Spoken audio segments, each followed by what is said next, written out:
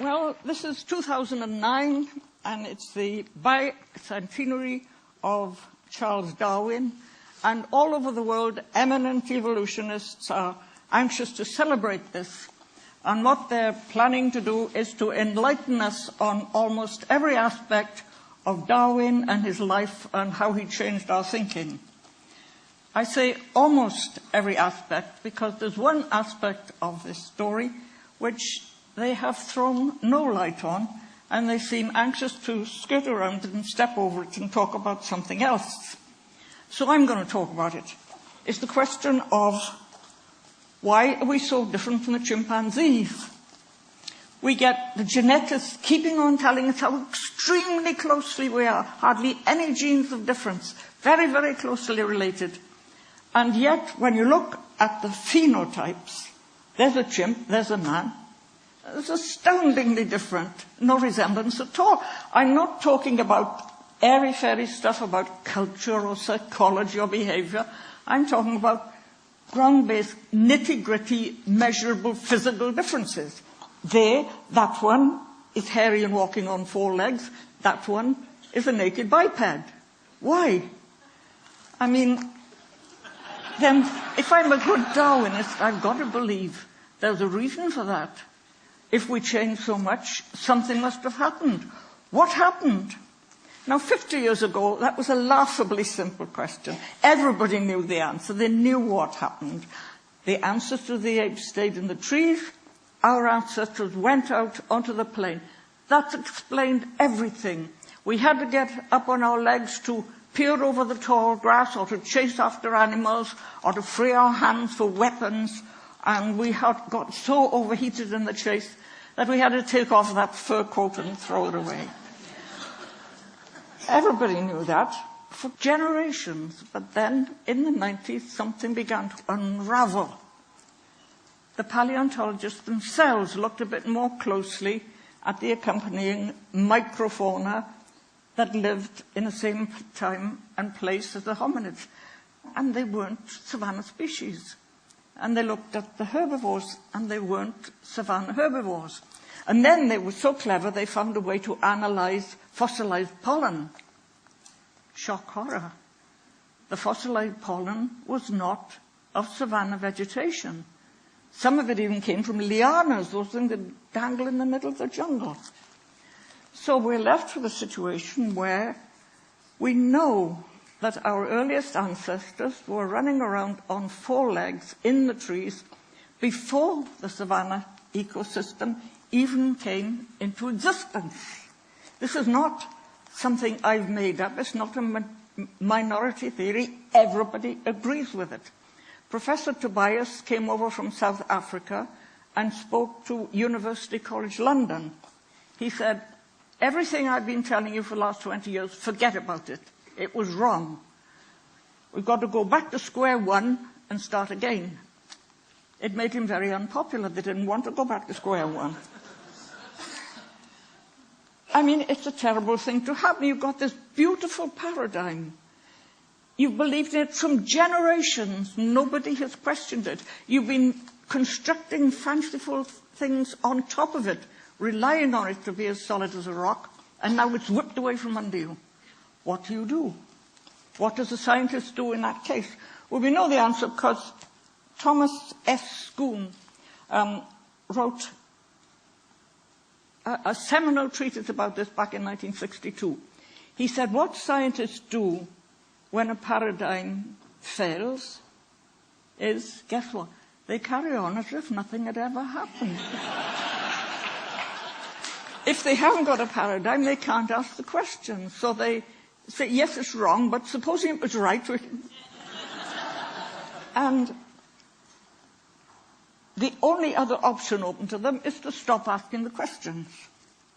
So that is what they have done now. That's why you don't hear them talking about it, yesterday's question. Some of them have even elevated it into a principle, what we ought to be doing. Aaron Filler from Harvard says, isn't it time we stop talking about selective pressures? I mean, why don't we talk about, look, there's chromosomes and there's genes and recall what we see? Charles Darwin must be spinning in his grave.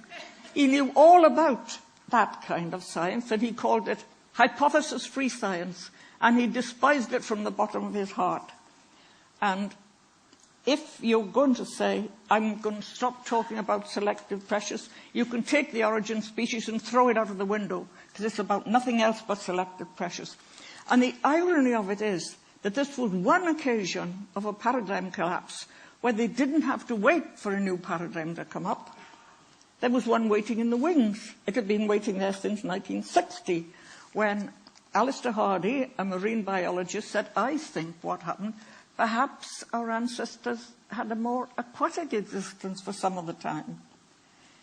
He kept it to himself for 30 years, but then the press got hold of it and all hell broke loose. All his colleagues said, this is outrageous, you've exposed us to public ridicule. You must never do that again. And at that time, it became set in stone.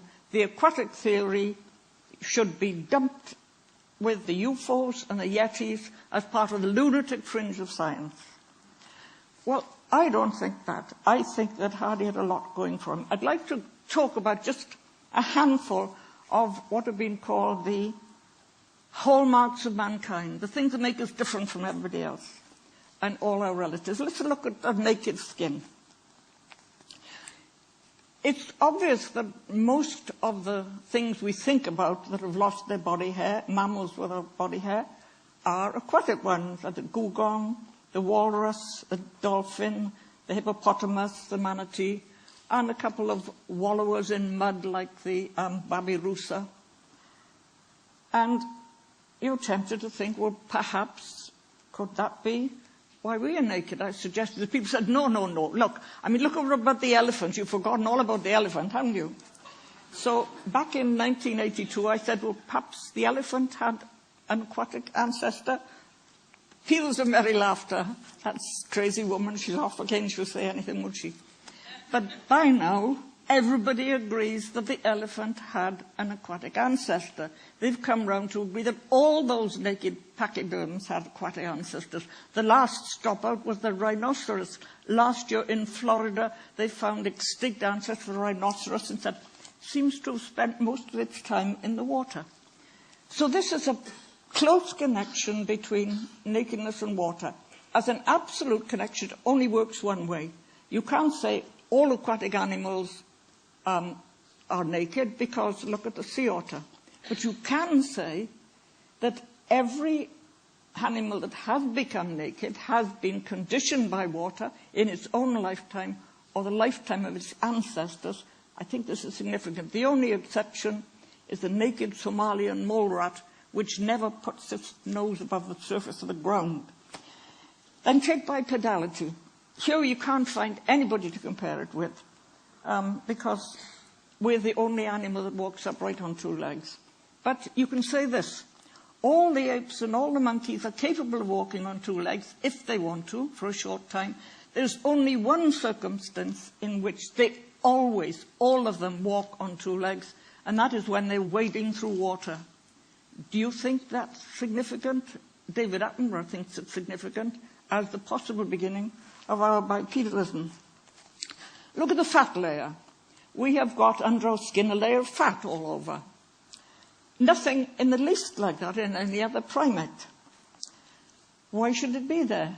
Well, they do know that if you look at other aquatic mammals, the fat that in normal land animals is deposited inside the body wall, around the kidneys and the intestines and so on, has started to migrate to the outside and spread out in a layer inside the skin. In the whale, it's complete. No fat inside at all in blubber outside.